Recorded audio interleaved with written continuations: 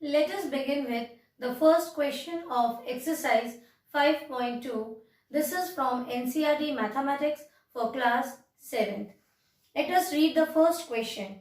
One figure is given which I have drawn, and the question is, state the property that is used in each of the following statements. Let us see. The first one is, if A is parallel to B, then angle 1 is equals to 5. They have given this statement. You have to suggest by which property. So I think I must have forgotten to, yes, mark the parallel lines A and B. And these are two transversal, let it be T1 and T2. Now, they are talking about if A is parallel to B, then angle 1 is equals to angle 5. But by which property they are equal? So here we will first find out where is angle 1 and 5 located in the given figure. See, this is your angle 1. Let me draw that angle. See, with this vertex and these two arms, angle 1 is formed. Okay. Where is angle 5? Angle 5 is here. Again with two lines and this vertex at this point. Here this is angle 1 and this is angle 5. Okay. What type of figure it is? Or what is angle 1 and angle 5 together? Which type of angle do they form? See children, in these type of questions, we can directly also write down the answer. As you can see here, it is corresponding pair of angles now. So the first thing is definitely for sure that from the given figure, you first only pull out those angles which are asked and look at the figure. What type of angle is formed? But again I am telling you, this is not the stage to give the answers directly. Every time we will find out first what is angle 1 and angle 2. We have understood that angle 1 and angle 5, they form corresponding pair of angles, correct? But now see, are they equal? We have one property for that. See, two things are there. Even if the angles are corresponding pair of angles, it doesn't mean every time they will be equal. There is only one case that if the corresponding pair of angles, they are cut by a transversal on the parallel line. See, these two are parallel lines cut by a transversal. Only in that case, the corresponding angles so formed will be equal. So you will write down A is parallel to B cut by a transversal. You can name it, we have written as T1. Therefore, the pair of angles, which angles are they? They are forming corresponding angles. So, therefore, the pair of corresponding angles are equal. So, this will be your solution for first question's first type. That if A is parallel to B, then angle 1 is equal to 5. By which property? State that property. This is the correct statement, that if a transversal intersects two parallel lines, then the angles so formed, which are corresponding pair of angles, will always be equal to each other. So here your answer lies that the pair of corresponding angles are equal because A is parallel to B. Copy the solution.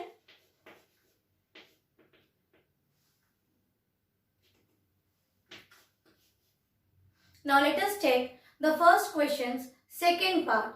It is saying now that if angle 4 and angle 6 are equal, then state, the question was to state by which property. So now they have given that if angle 4 and angle 6 are equal, then A is parallel to B. So you have to state that how A is parallel to B. So they are talking about now angle 4 and 6.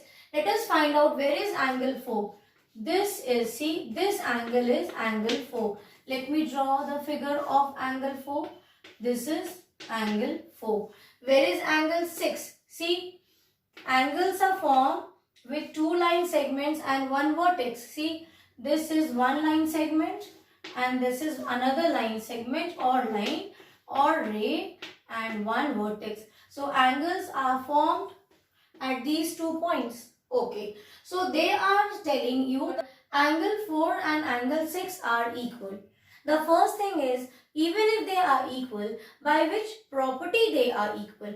Let us find out. See, they have a same vertex. See, angles are formed on the same vertex at different positions but opposite to each other. Angles so formed are opposite to each other. So we have already learned by now that if the angles are formed at the same vertex, if the angles are formed on the same transversal line at different vertex, but if the angles are formed on opposite sides, that means this pair of angle 4 and angle 6 will be alternate pair of angle. So they form alternate pair of angles, correct? This is first part. Now, here it is given that these two are equal. In which case they are equal?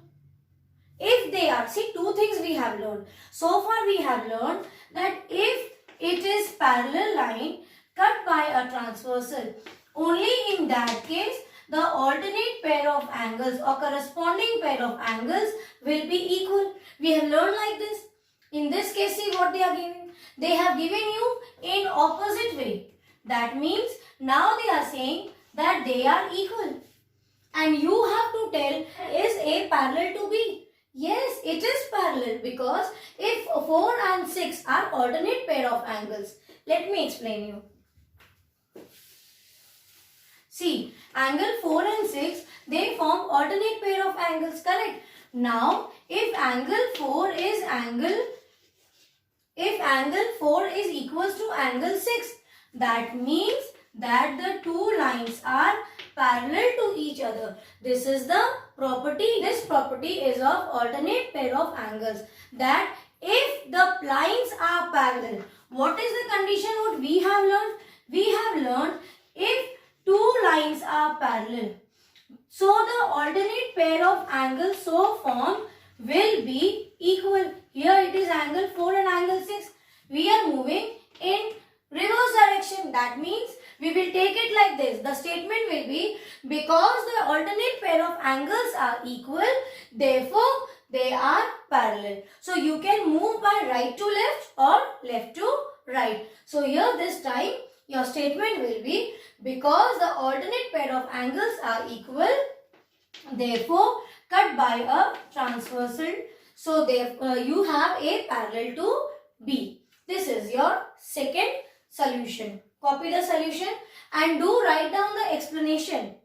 And before writing, try to understand these statements and properties what I am trying to explain you. Now see, in the third question it is given that angle 4 and angle 5.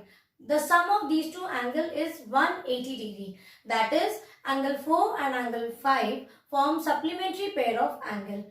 Now they are asking you that in that case A is parallel to B.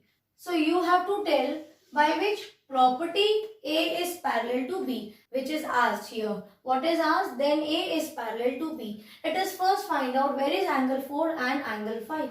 Here, this is your angle 4. Angle 4. And this is your angle 5. Okay. What do we see? These two are parallel lines. Correct? So, where do you see angle 4 and 5? You see it inside the two parallel lines. Correct? See, these two are parallel lines. And this is your transversal. Inside the parallel lines only, you can see angle 4 and angle 5. That is, they are interior angles. Anything else you note? Yes, they are inside, but they are opposite to each other. So, interior and opposite angles. But where are they formed? They are formed on the same transversal. Interior and opposite angles formed on the same transversal. Okay, this much is correct.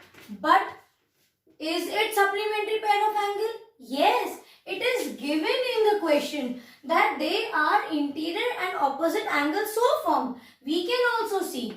But if these two lines were non-parallel like this, in that case we would have only written that angle 4 and angle 5 are interior and opposite angles formed on the same transversal. But this time they are parallel. Only in parallel case they form supplementary pair of angle. Correct? So this is the reason. This is the statement.